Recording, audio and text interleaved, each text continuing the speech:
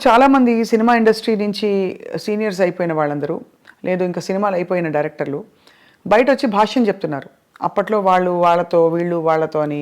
ఇప్పుడు మనకి నేను పేర్లు చెప్పను, బట్ మీకు అర్థమైపోయి ఉంటుంది ఎవరి గురించి మాట్లాడతారో. వాళ్ళు చాలా అంటే ఆల్మోస్ట్ ఎపిసోడ్గా చెప్తున్నారు, ఇలా ఇలా ఏది ఆ రోజు ఇలా ఏదని. వ్యక్తిగత జీవితాల గురించి కూడా కామెంట్ చేస్తున్నారు. అంటే ప్రతి మనిషికి వ్యక్తిగతం ఉంటుందమ్మా. ఇప్పుడు ఇట్లా ఉంటే ఇట్లాగే ఉండేవారు, ఇట్లా ఉండేవారు నీకు అది వ్యక్తిగతంగా రకరకాలుగా ఉంటారు మనుషులు. సో దాని వ్యక్తిగతాన్ని గురించి ఇప్పుడు మనం మాట్లాడటం కూడా అనవసరం. ప్రతి మనిషికి ఒక పర్సనల్ లైఫ్ ఉంటుంది. ఆ పర్సనల్ లైఫ్ కొంతమంది ఈ సినిమాల్లో మామూలుగా ఇప్పుడు ఈ కాస్టింగ్ కోచ్ అనేదో చెప్తూ ఉంటారు చూడండి. అవునవును, అది అందరూ చేస్తారంటే అందరూ చేయరు. ఇప్పుడు ఇవన్నీ కూడా మీరు చెప్పింది కానీ నేను చెప్పింది కానీ 1% టు బిలో 10% ఉంటారు అటువంటి. మీరు ఇండస్ట్రీ చూసారు కదా, అంతే సార్. ఏ హీరోయిన్ ఎంత స్థాయి హీరోయిన్ అయినా సరే కాస్టింగ్ కౌచ్కి ఒప్పుకోకపోతే అసలు హీరోయిన్ అయ్యే ప్రసక్తే లేదు అని ఒక మాజీ డైరెక్టర్ గారు ఒక బహిరంగ స్టేట్మెంట్ కాదు, ఒక ఇంటర్వ్యూలో చెప్పారు. ఆయన చెప్తూ ఉండొచ్చు, తప్పే ఉంది. వాళ్ళ నమ్మకం అయి ఉంటుంది, లేదా వాళ్ళ జరిగిందేమో, ఆయన చేసిన పని చేసిన కంపెనీల్లో అట్లా జరిగి ఉండొచ్చు. ఆయన ఎక్స్పీరియన్స్ ఏంటో మనకు తెలియదు కదా. నా ఎక్స్పీరియన్సు, నేను ఇన్ని సినిమాల్లో ఉన్నాను, ఇన్ని రోజుల నుంచి నేను ఉన్నాను. ఆల్మోస్ట్ 50 years అవుతాను నేను ఇండస్ట్రీకి వచ్చి. 50 yearsలో I have never seen that, to be frank. ఇది అబద్ధం కాదు, నిజం. ఇన్ఫ్యాక్ట్ నాకు రివర్స్ నేను ఎక్స్పీరియన్స్ చేశాను. ఫర్ ఎగ్జాంపుల్ ఎలా రివర్స్ అంటే ఏంటి సార్? వాళ్ళు they offer themselves, girls women అంటే ఆఫర్ అంటే సర్వైవల్ కోసం అంటారా? ఇంతే పాపం. వాళ్ళకి ఏముంటుంది, భయం. మనం ఏంటో తెలియదు కదా. సో ఇటువంటిది అయ్యి ఉంటుందిలే, మనం ఆఫర్ చేసేద్దాం, ఆయన అడగటానికి సిగ్గుపడుతున్నాడు, మనమే ఇచ్చేస్తే పోతుంది కదా అనే ఫీలింగ్లో. అలా ఉన్నారా సార్ హీరోయిన్స్? అందరూ ఎవరో ఒకళ్ళు ఉంటారమ్మా. ఇప్పుడు వీళ్ళు అడిగారు అన్న ఎంతమంది తక్కువ మంది ఉంటారో అట్లా అడిగే వాళ్ళు కూడా అంతే తక్కువ ఉంటారు. That's why I'm telling you. You're giving a parallel. అది అర్థమైంది. బట్ అలా బిట్వీన్ 1 to 10% ఉంటారు తప్ప. అప్పట్లో సెల్ ఫోన్స్ ఏవి ఉండేవి కాదు కదా సార్. ఏముండవు. అలా అడగడం ఎలా తెలిసేది మరి వీళ్ళకి? అంటే అడగటమే ఇవన్నీ, డైరెక్ట్గా అడగటమే. అడిగేవాళ్ళు అనేవాళ్ళు డైరెక్ట్గా అడగటమే. ఎటు అడిగినా, వీళ్ళు అడిగినా వాళ్ళు అడిగినా, వాళ్ళైనా పెద్ద దానికి మొహమాటం సిగ్గులు ఏముండవు. It's very awkward sir. And అంటే ఇంత బ్యూటిఫుల్ పరిశ్రమలో ఈ ఒక్క విషయం ఇంత చర్చనీయాంశం అవుతుంది గత 10 ఏళ్లలో. అంటే చర్చనీయాంశం అంటే 2 రకాలమ్మది. ఇప్పుడు పిచ్చి ముందా పెళ్లి ముందా అంటే ఇప్పుడు ఇద్దరికి ఇష్టమైతే ఇప్పుడు అడగగానే లొంగిపోతారు అనేది కూడా నేను నమ్మను. అన్లెస్ వాళ్ళకి ఒక అవసరం, నేను దీంట్లో సర్వైవ్ అవ్వాలంటే ఇది అయితేనే అవుతుంది అనుకుంటే లొంగొచ్చు. లేదంటే ఎందుకు లొంగుతారు వాళ్ళు? అలాంటి ఏమంటారు, మ్యూచువల్ బెనిఫిట్ కోసం జరిగితే జరగాలి తప్ప నేనేదో ప్రతి వాళ్ళు ఇట్లా చేస్తారు అంటే జరిగేది కాదు. మీరు ఎప్పుడైనా ఇబ్బంది పడే సందర్భాలు ఉన్నాయా సార్? ఎట్లా అంటే డైరెక్ట్లీ ఆర్ ఇండైరెక్ట్లీ మీకు ఒక కబురు పెట్టి మీ హీరోయిన్స్ ఒకటి అరా ఉంటాయి అంతే కాదు. అంటే అందరూ అలా వచ్చి ఉంటారు కదా, మీరు చెప్పారు కాబట్టి ఐఎమ్ ఆస్కింగ్. సో చాలా మంది చాలా జెంటిల్, చాలా మర్యాదగా, సొంత పిల్లల్లాగా. నాకు ఆడపిల్లలే 3. సో వాళ్ళంతా మన ఇంటికి వచ్చి ఇంట్లో ఆడపిల్లలాగా ఉండేవారు తప్ప ఎవరు ఒకటి అరా అటువంటి ఉన్నా కానీ పెద్ద విషయం. ఇవన్నీ అంటే ఇది ఇప్పుడు లేటెస్ట్గా మీరు కూడా మొన్న ఆఫ్ రికార్డ్ చాలా విషయాలు మీరు మాట్లాడినప్పుడు ఎక్స్ప్లెయిన్ చేసి చెప్పారు సార్. అదే ఈ జానీ మాస్టర్ ఇష్యూ తెరపైకి వచ్చినప్పుడు కూడా ఈ కమిటీలు వేయడం, వీటిని పరిష్కరించే దిశగా కమిటీల్లో ఉండేవాళ్ళు ఎవరు కూడా దిగొచ్చిన ఎవరు అంటే ఇట్స్ నాట్ సో ఈజీ కదా సార్. ఇవి హ్యూమన్ రిలేషన్షిప్స్ చాలా కాంప్లెక్స్గా ఉంటాయి. మీరు అన్నట్టు ఒక టైంలో ఇష్టం ఉండొచ్చు, ఒక టైంలో కాంప్రమైజ్ అవ్వచ్చు, ఒక టైంలో అది చెడుగా కనిపించవచ్చు, రకరకాలు ఉంటాయి, తప్పించుకోలేని పరిస్థితులు ఉండొచ్చు. ఏమిటవుతుంది sir? What you think is? అంటే ఇప్పుడు మీకు గతంలో మొదటి నుంచి కూడా చరిత్ర అనుకోండి, ఇతిహాసాలు తీసుకోండి, పురాణాలు తీసుకోండి. ఆయన వాల్మీకి గారు దొంగ, ఆయన తర్వాత మంచివాడు అయిపోయాడు. సో ఇట్లా మనుషుల్లో మార్పులు చాలా వస్తూ ఉంటాయి. మారిన ఇప్పుడు నేను మారిపోయాను, గతంలో తప్పు చేశాను నేను, ఇప్పుడు నేను మారిపోయి ఉంటే నువ్వు తప్పు చేసావు అంటే దానికి అర్థం లేదు కదా. సో నువ్వు గతంలో నువ్వు దుర్మార్గుడు కాబట్టి ఇప్పుడు ఏం చెప్తావంటే ఇప్పుడు నేను మారిపోయాను, నేను సన్యాసిని అయిపోయా, బుద్ధుడు అంతకు ముందు రాజు, అశోకుడు అంతకు ముందు రాజు, వీళ్ళిద్దరూ బౌద్ధ మతానికి వచ్చినాక వాళ్ళు ఏమి చేయలే. బుద్ధుడు దేవుడు కాదంటావా? అంతే కదా సార్. సో మరి ఏ కాంటెక్స్లో చెప్తున్నారు అది? అంటే తప్పులు జరుగుతున్నాయి కానీ ఎట్లా ఉంటుందంటే నేను విక్టిమ్ అనుకోమ్మా, విక్టిమ్ కానీ లేకపోతే నా మీద ఎలిగేషన్ వచ్చింది అనుకున్నాం. సో నాకు కడుపు రగిలిపోతూ ఉంటుంది. అంటే ఇది ఎట్లా ఉంటుందంటే దీంట్లో ఇప్పుడు వస్తున్న ఇష్యూస్ అన్నీ ఏంటంటే ఇప్పుడు ఇద్దరు మ్యూచువల్గా ఒకళ్ళకొకళ్ళు ఇష్టపడతారు. అప్పుడు కూడా కదా సార్, ఎప్పుడైనా కానీ ఇష్టపడతారు. ఇష్టపడతామో లేకపోతే సరెండర్ అవటమో ఏదైనా అనుకోండి. సరెండర్ అయినా కానీ తర్వాత కలిసి ఉన్నారుగా. అవును, నాతో సరెండర్ అయిపోయినాక ఇద్దరు కొంతకాలం కలిసి ఉన్నాం. ఇప్పుడు సరెండర్ అయిన వాళ్ళు నా మీద కేసు పెడతాం మొదలెడతారు అన్నమాట. అయితే సరెండర్ అయ్యి కొంతకాలం అయిపోయినాక నేనంటే వాళ్ళకన్నా మొఖం మొత్తి ఉండొచ్చు, నాకు వాళ్ళ మీదన్నా మొఖం మొత్తి ఉండొచ్చు. అది ఎవరికైనా ఎప్పుడైనా జరగచ్చు. నాకు బయటికి వెళ్తా అంటే వదిలిపెట్ట బుద్ధి ఇదిగా ఒకరికొకరు మ్యూచువల్గా వదిలిపెట్టపోయినప్పుడు ఈ కేసులు గట్టలు కథలు వస్తాయి. అప్పుడు నువ్వు ఎట్లా మొన్నటిదాకా బాగానే ఉన్నావు కదా, ఇప్పుడు నేను అవసరం తీరిందని వచ్చావా అని ఒకళ్ళు ఈ రకంగా ఉంటాయి. న్యాచురల్, ఇది హ్యూమన్ సైకాలజీ ఇది. దాన్ని పట్టుకుని మనం మాట్లాడతాం కదా. ఇక్కడ ఏంటంటే నో మీన్స్ నో మీద మాట్లాడాలి మనం. ఇప్పుడున్న కొత్త సిస్టమ్, ఒకప్పుడు అది వేరు.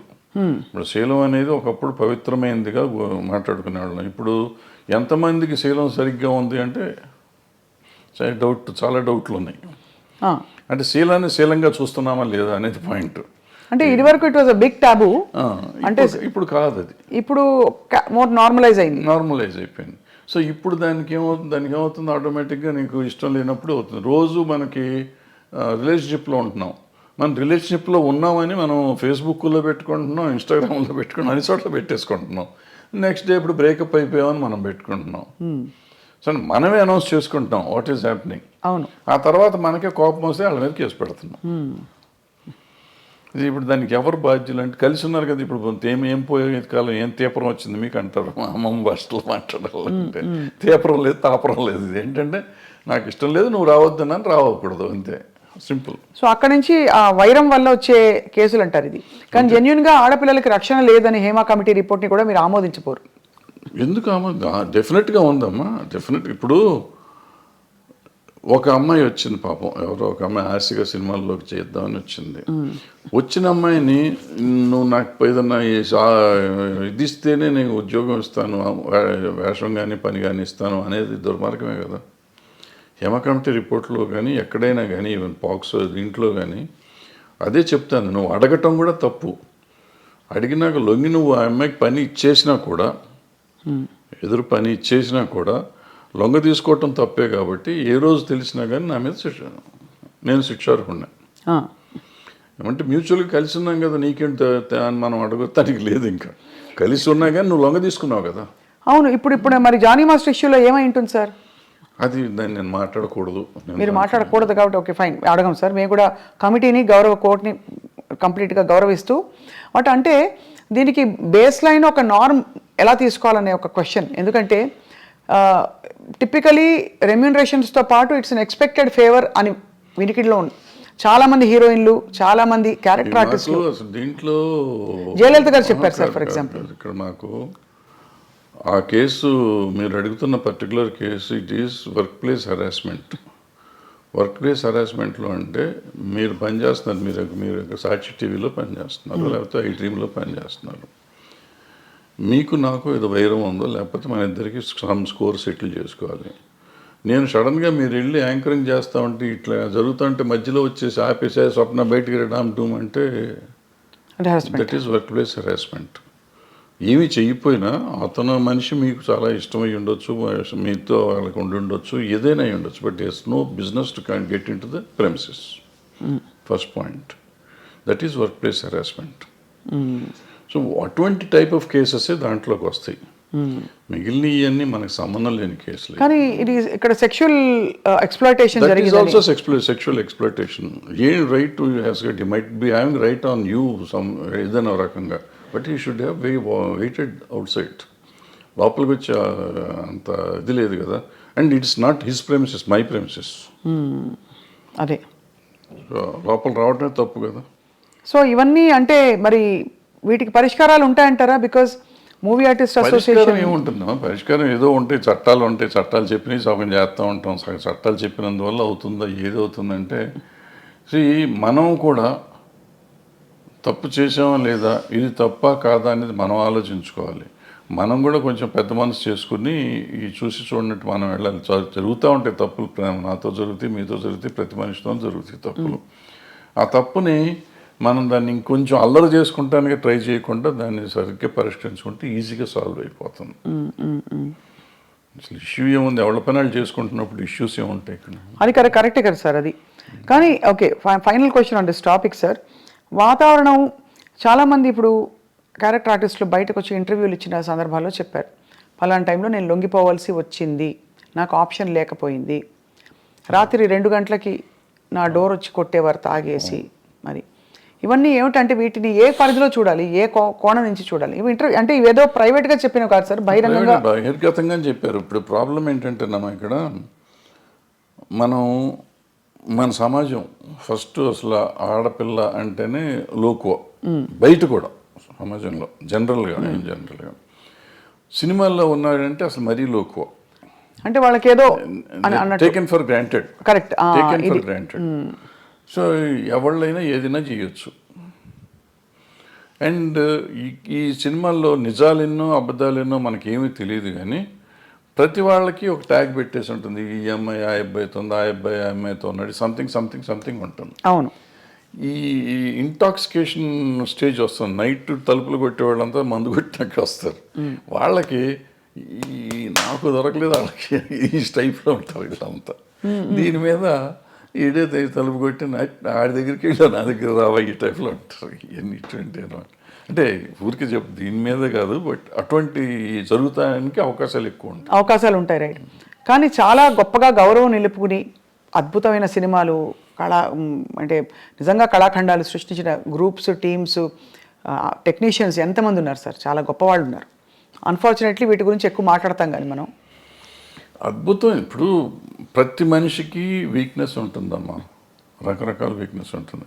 ఆ వీక్నెస్ ఏదైనా అయ్యి ఉండొచ్చు, అమ్మాయి అయ్యి ఉండొచ్చు, కులం అయ్యి ఉండొచ్చు, మతం అయ్యి ఉండొచ్చు, ఇంకోటి అయ్యి ఉండొచ్చు. సో ఆ వీక్నెస్ని గురించి మనం మాట్లాడితే ఇప్పుడు మంచిని గురించి కూడా మాట్లాడవచ్చు కదా. తప్పకుండా. అయ్యో, మంచిని గురించి మాట్లాడితే ఇప్పుడు ఈ అమ్మాయిల వీక్నెస్ని గురించే మాట్లాడితే ఇవాళ సమాజంలో ఎంతమంది నిలబడతారు? పొలిటీషియన్స్ని తీసుకోండి, సినిమా యాక్టర్లను తీసుకోండి, ఈవెన్ బయట సమాజంలో తీసుకోండి, సాఫ్ట్వేర్లో తీసుకోండి, మీడియాలో తీసుకోండి, ఎక్కడన్నా తీసుకోండి, స్త్రీయే మూల కారణం అంటారు. ఇప్పుడు నేను ఇది ఉంది కదా, ఈ కేసు ఉంది కదా, ఇది మన ఐసీని పెట్టిన కోర్టు, అదే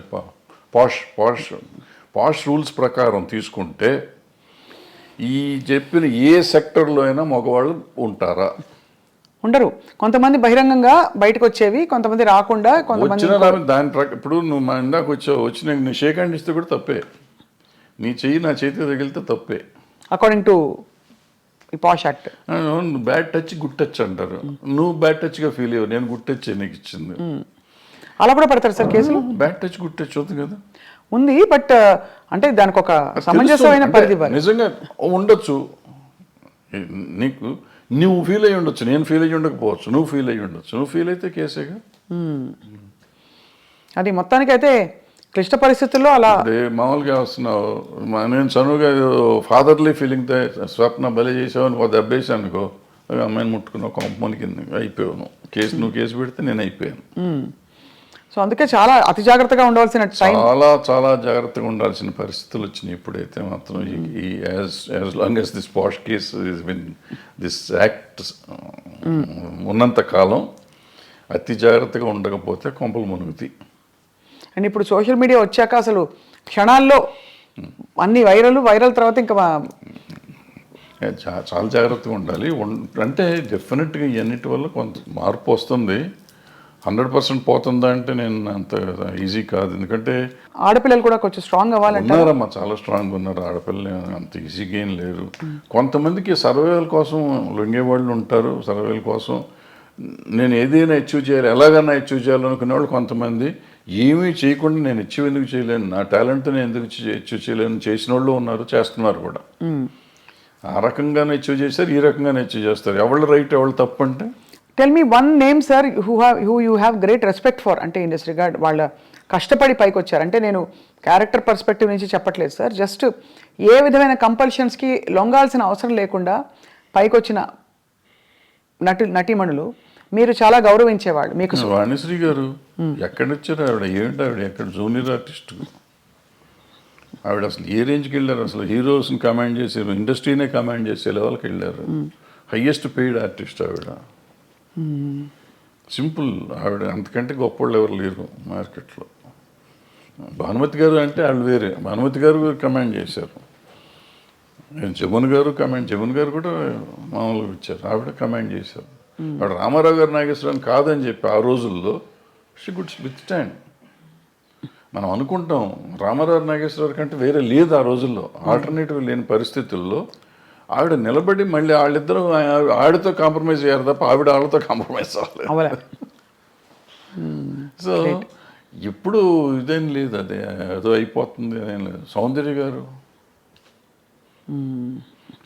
చెప్పుకుంటా పోతే ఎవరైనా ఉంటారు, ఎవరికి ఉండే వీక్నెస్ వాళ్ళకు ఉంటుంది. ఆ వీక్నెస్లోని మనకి సంబంధం లేదు, వాళ్ళ పర్సనల్ ఇష్యూస్ అయ్యి. కరెక్ట్ అండి, అంతే సార్. అంతే తప్ప వీళ్ళంతా ఇటు ఉల్లంఘిపోయారా ఉన్నారా?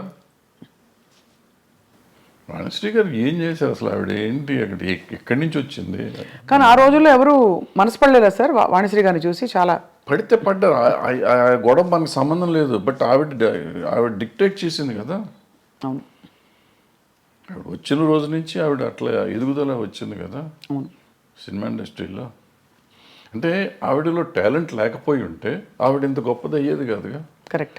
టాలెంట్ ఉంది కాబట్టే కదా మిగిలిన ఏంటనే పక్కన పెట్టండి. ఆవిడ ఏదో బాగాలేదన్నారు, కళ్ళు బాగాలేదంటారు, అది అంటారు, ఇది అంటారు. ఫైనల్గా ఆవిడే గాడెస్ అయిపోయింది కదా. అవును, అన్ని భాషల్లోనూ, తమిళ్లోను తెలుగులోను. ఏం అందం సార్ అసలు, అంటే రంగు తక్కువ అని అప్పుడు అన్న వాళ్ళందరూ ఒక్కసారిగా వాణిశ్రీ చీర కట్టారంటే, వాణిశ్రీ గారి చీర అంటే ఒక ట్రెండ్ సెట్టర్. సో ఎక్కడ వాణిశ్రీ ఎక్కడికి వెళ్ళేది ఆవిడ? అందరు హీరోల కంటే ఎక్కువ హైయెస్ట్ రెమ్యునరేషన్ తీసుకుంది ఆవిడ. ఎంత సార్ ఆ రోజుల్లో ఎలా ఉండేది? ఆ రోజుల్లో 2.5-3 లక్షలు తీసుకుంది నాకు తెలిసినప్పుడు. అప్పుడు వీళ్ళు ఎవరు 2 లక్షలు టచ్ చేయలేదు. ఇప్పుడు ఎవరు, ఏ హీరోలు? రామారావు గారు, నాగేశ్వరరావు కూడా? రామారావు గారు ఇంకా కాదు, తక్కువ. శోభన్ బాబు తీసుకున్నాడు అప్పట్లో, 2 తీసుకున్నాడు. ఈవిడ 2.5 అట్లా తీసుకున్నాడు రోజుల్లో. మరి కాలం మారిపోయిందా, డబ్బు విలువ పడిపోయిందా సార్? రామారావు గారు కంబ్యాక్ వచ్చినాక ఆయన హైయెస్ట్కి వెళ్ళిపోయారు. ఆ మధ్యలో బడిపంతులు చేసే రోజుల్లో ఆయన 1,00,000 దగ్గరే ఉన్నారు అన్నమాట.